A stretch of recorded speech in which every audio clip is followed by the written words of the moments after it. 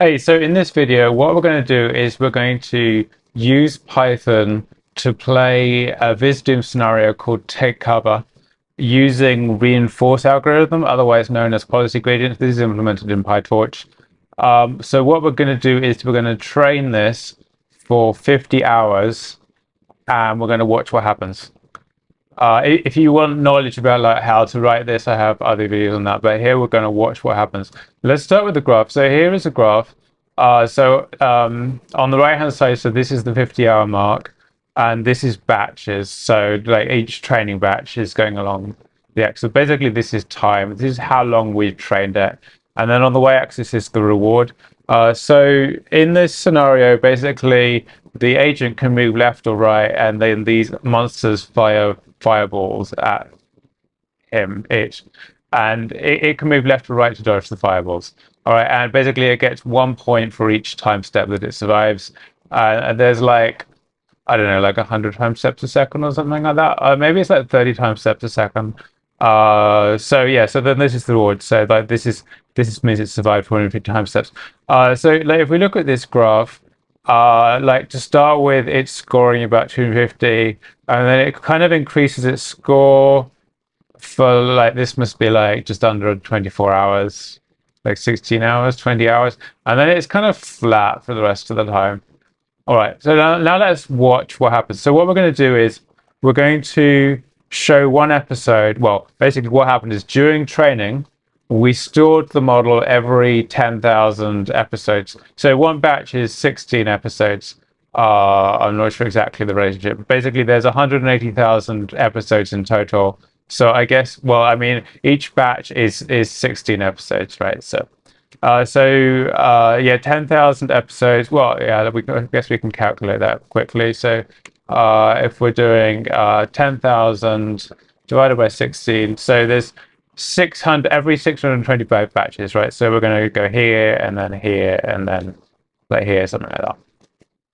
All right, so here is a video I made of like running every 10,000 batches. So let's watch this. So we're starting with episode 0, and I guess I should just clear that. So the start is just random, right? Right now we're up to episode 10,000, and it's sort of well, it's dying pretty quickly. So you can see it dies pretty quickly, but it's learning to move out of the way. And then what happens is it kind of moves slowly to the left, and as long as it's moving to the left, it kind of survives. But once it gets to the left, it dies.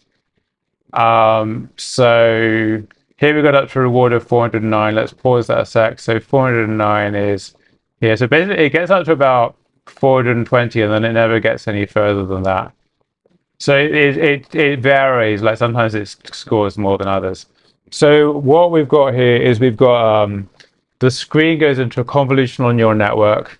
The convolutional neural network has a couple of layers with some values, and then there's like a linear layer at the end, and that decides what to do. Like, are we going to go right or left? You know what? I think it can either choose right or left. It doesn't have any other options. It's either going to right or left. Um, all right, now what is happening here? Like, why doesn't it go better? Like, why doesn't it ever improve? Right, here's my theory. We are not giving the agent the information about motion. It sees the current picture. It doesn't know what it pressed last. It doesn't know what the previous button was. So what it's doing is it's learning it should go left. When it gets to the far left, I mean, I guess it could go right briefly, but the thing is, like, as soon as it goes right a bit, it thinks it should still be going left. It has no way to tell whether it should be moving left or it should be moving right. Now, I'm not sure if that's entirely true, because if it started moving right, like the fireball should be on its left, right? So it should know, all right, I should. So like when it's moving to the left, the fireballs are kind of, well, I guess.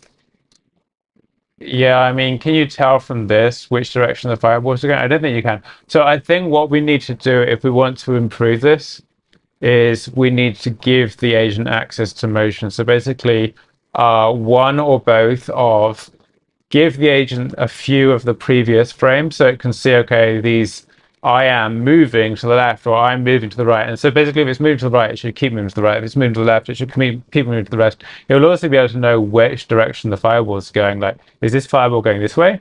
Or is it going this way?